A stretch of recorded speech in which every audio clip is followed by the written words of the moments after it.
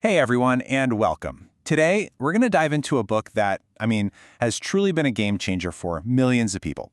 We're talking about Atomic Habits by James Clear. So let's get into it and explore how one deceptively simple idea can pretty much change everything. So let's be real for a second. You know the drill. It's January 1st, you're full of motivation, and you decide this is the year you're going to get fit.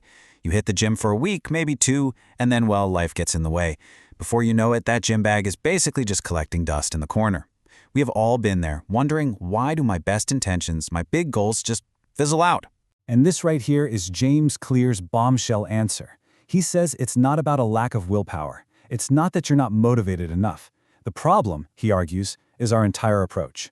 We're focusing on completely the wrong thing. That's right. The book's big argument is that our intense focus on setting these huge, ambitious goals, that's actually what's setting us up to fail. Think about it. Winners and losers in any field often have the exact same goals, don't they? So the difference can't be the goal itself. So this is the crucial takeaway. If you are struggling to change your habits, the problem isn't you. The problem is your system. Atomic Habits completely shifts the blame away from your so-called lack of willpower and puts it squarely on the process, the system that you're using.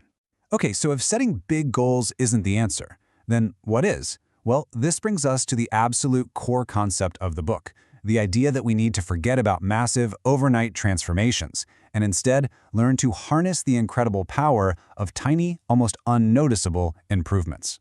Just 1%. That's it. That's the magic number. The whole idea is to just get 1% better at something every single day. Now, I know it sounds totally insignificant, right? But the math behind it is just staggering. If you get 1% better each day for an entire year, you'll end up 37 times better by the time you're done. Mind-blowing. And the way Clear explains this is just brilliant. He uses this powerful metaphor, calling habits the compound interest of self-improvement. You know how money multiplies with compound interest in the bank? Well, your habits work the exact same way.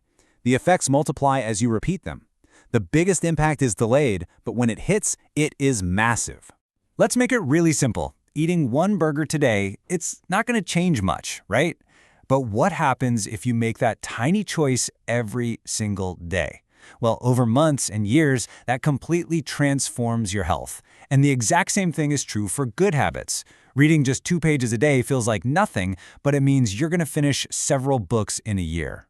So this all sounds great, but how do we actually do it? This is where the book gets super practical.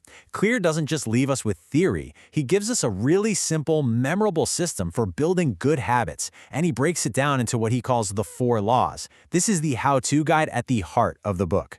So to build any new habit, the process is always the same 4 steps. First, you have to make it obvious. Second, make it attractive. Third, make it easy. And fourth, make it satisfying. So for instance, if you want to start flossing your teeth, just put the floss right next to your toothbrush. Boom, you've made it obvious and easy. Okay, that's great for building the good habits, the stuff we want to do. But what about the other side of the coin? How do you get rid of the habits that are actually holding you back? And this is the truly elegant part of the whole system. You just invert the laws. You just flip them upside down. To break a bad habit, you have to make it invisible, make it unattractive, make it difficult, and make it unsatisfying. So say you want to stop mindlessly scrolling on your phone. Hide it in another room. You've just made it invisible, and you've made it difficult. But the book actually goes even deeper than these simple rules and tricks. This next part is arguably the most powerful concept in the entire book. It connects our daily actions directly to our fundamental sense of who we are, our identity. So what's the real difference here? Well, an outcome-based habit, which is what most of us do, focuses on what you want to achieve, like, I want to read a book. But an identity-based habit focuses on who you wish to become. I want to be a reader. The goal isn't just to run a marathon, it's to become a runner. And that little shift in focus, well, it's everything. It's because every single action you take is like casting a vote for the type of person you want to become. Every time you sit down and write a page, you're casting a vote for being a writer. Every time you go to the gym, you cast a vote for being an athletic person. Your habits are literally the path to changing your own beliefs about yourself. So when you put it all together, you've got the system and you've got this incredible mindset shift. It's no wonder this combination has resonated with so many people. So what's the final takeaway here? You know, the real power of Atomic Habits is just how simple and practical it is. It's not just some high-level theory. It actually gives you a toolbox full of strategies you can start using today, right now. It's written in this really clear, engaging way, and it's just perfect for anyone who feels like they're stuck in a rut and they're ready for a real, sustainable change. And that really brings us to the final and most crucial question. This isn't about overhauling your entire life tomorrow. It's about one small, atomic-sized action. So let me ask you, what is one tiny habit that you could start today, right now, that would be a vote for the person you truly want to become?